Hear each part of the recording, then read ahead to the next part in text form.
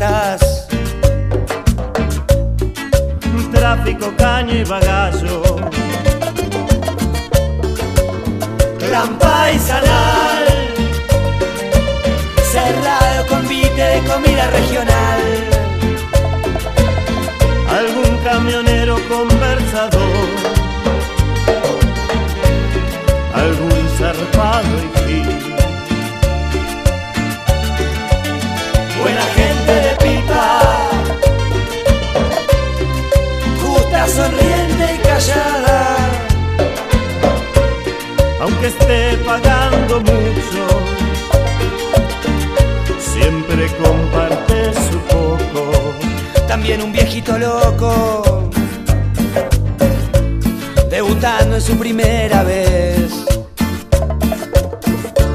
por ir en busca de la heladera que no era suya. ¡Que huya! Era de su vecino Falabrino. Se la mandaron de Paraguay, mejor alegría no hay. El flaquito callado pagaba por ensartar a un yuta que trató a su novia de puta.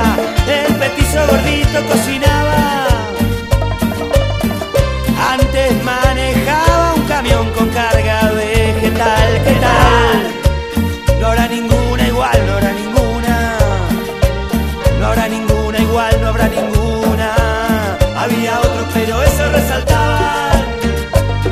Eran hombres que pagaban lo que otros zafaban. Motín a los cuatro vientos, no se aguanta estar adentro. Algunos están por nada, Porque la política y la yuta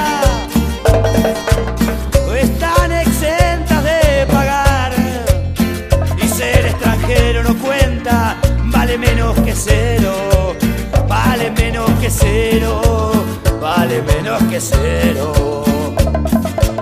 El rancho de los paraguayos, el rancho de los paraguayos, el rancho de los paraguayos,